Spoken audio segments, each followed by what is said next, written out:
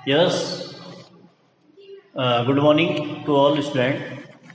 Today our new topic is experiment of Hershey and Chase to prove that DNA is a genetic material. इससे पहले आपने Griffith experiment पढ़ा था और Griffith experiment जो था वो माइस पे था जिसमें कि दो उस पे सेल लिए गए थे आर और एस।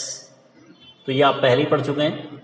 इसके बाद कई साइंटिस्ट आए और यहाँ पे 1952 में जिन्होंने फाइनली ये प्रूव किया कि डीएनए ही जेनेटिक मटेरियल है, तो वो दो साइंटिस्ट हैं Alfred D Hershey and Martha chase and perform in 1952 using bacteriophage. Bacteriophage को इन्होंने यूज किया। बैक्टीरियोफेज के बारे में आपको थोड़ा सा बता दें कि bacteriophage is actually a virus which are infecting the bacteria.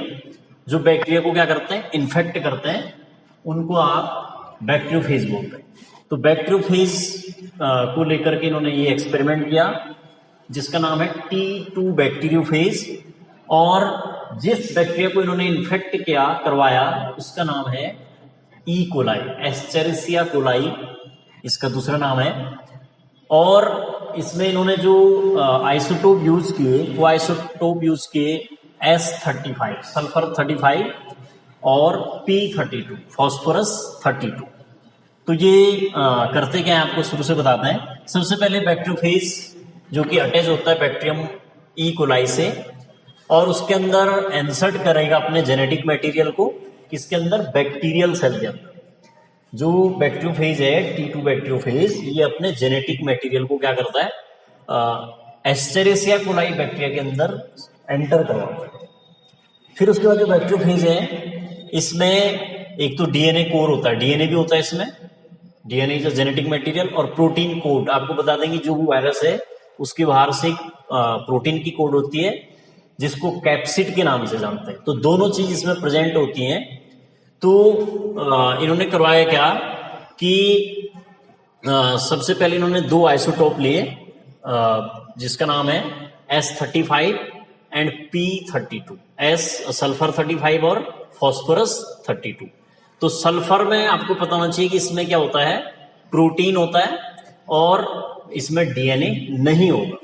और जो P32 है फॉस्फोरस 32, इसमें डीएनए होगा और क्या नहीं होगी, प्रोटीन नहीं होगी। इस बात को जरा ध्यान से सुने।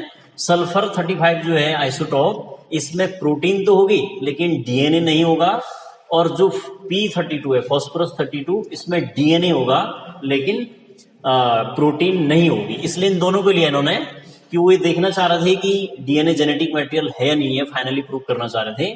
तो दो आइसोटोप लिए इन्होंने। फर्स्ट इन्होंने ग्रू करवाया T2 बैक्टीरियोफेज को ई कोलाई के साथ, किसकी प्रेजेंसी में, 35S सल्फर 35S आइसोटोप की प्रेजेंसी में। तो इसमें जो प्रोटीन की कोट थी, प्रोटीन की जो बाहर की जो कोट होती है बैक्टीरिया की, वो बैक्टीरियल सेल के अंदर नहीं गई, ठीक है ना। उन्होंने उसको जो सेंट्रीफ्यूज करवाया। सेंट्रीफ्यूगेशन एक ऐसी टेक्निक है जिसमें सेंट्रीफ्यूगल फोर्स लगता है और जिसमें सॉल्यूशन में से क्या होता है, उनके साइज और डेंसिटी के अकॉर्डिंग जो पार्टिकल्स हैं वो सेपरेट हो जाते हैं। तो यहाँ पर उन्होंने सेक करवाया, हिलाया उसको, तो जो प्रोटीन कोड थी वो सेपरेट हो गई, किससे, बैक्टीरियल सेल से। बैक्टीरियल सेल सेपरेट हो गया और प्रोटीन कोड सेपरेट हो गई, दोनों अलग अलग हो गए। फिर उसके बाद इससे ये पता चला, they show that the bacteriophage protein coat did not enter the bacterial cell. जो प्रोटीन कोड थी 35S की, सल्फर 35 की, तो वो बैक्टीरियल सेल के अंदर एंटर नहीं कर पाए।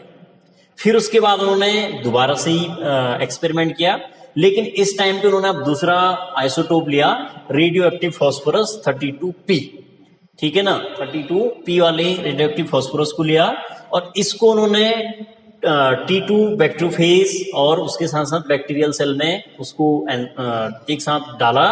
तो जब उन्होंने एंटर करवाया किसको, ये रेडियो एक्टिव फॉस्फोरस को, तो रेडियो एक्टिव फॉस्फोरस में अभी मैंने बताया था आपको कि इस पे डीएनए की कोड होती है और इसमें प्रोटीन नहीं होता है। तो ये जो T2 फेज था ये एंटर कर गया किसके अंदर, बैक्टीरियल सेल के अंदर अपने डीएनए को लेकर के। पहले वाले में क्या हुआ था कि प्रोटीन की कोट सेपरेट हो चुकी थी और बैक्टीरियल सेल सेपरेट हो चुके थे, लेकिन यहाँ पे क्या हुआ कि जो T2 कंटेनिंग जो बैक्टीरियोफेज है, जिसमें क्या कंटेन हुआ था 32P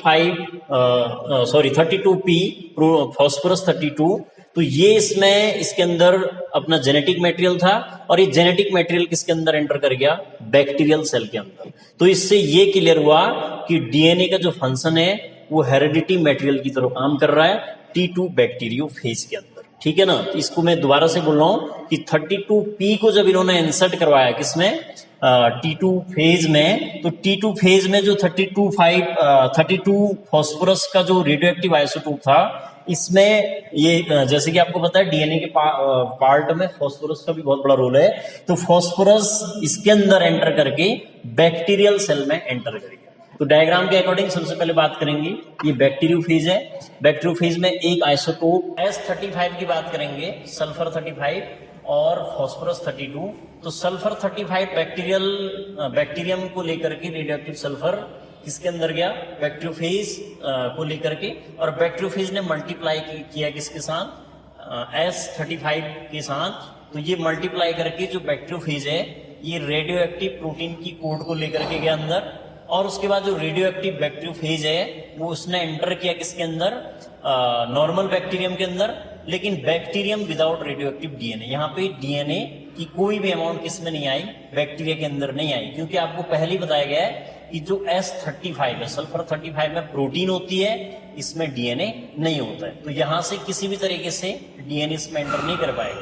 लेकिन जब दूसरा इन्होंने लिया फॉस्फोरस 32 का जो रेडियोएक्टिव आइसोटोप, तो बैक्टीरियम विद रेडियोएक्टिव फॉस्फोरस, इसके अंदर ये रेडियोएक्टिव फॉस्फोरस होगा, फिर जो बैक्टीरियोफेज होगा वो मल्टीप्लाई करेगा 32P बैक्टीरियम के साथ, फिर उसके बाद बैक्टीरियोफेज रेडियोएक्टिव डीएनए को लेकर के जाएगा, रेडियोएक्टिव बैक्टीरियोफेज एंटर करेगा नॉर्मल बैक्टीरियम के अंदर, और उसके बाद बैक्टीरियम विद रेडियोएक्टिव डीएनए। और यहाँ पे क्या हो जाता है, बैक्टीरिया के अंदर एस्चेरिचिया कोलाई, ई कोलाई जिसको कहते हैं, उसके अंदर रेडियोएक्टिव डीएनए क्या कर जाता है, इंसर्ट कर जाता है।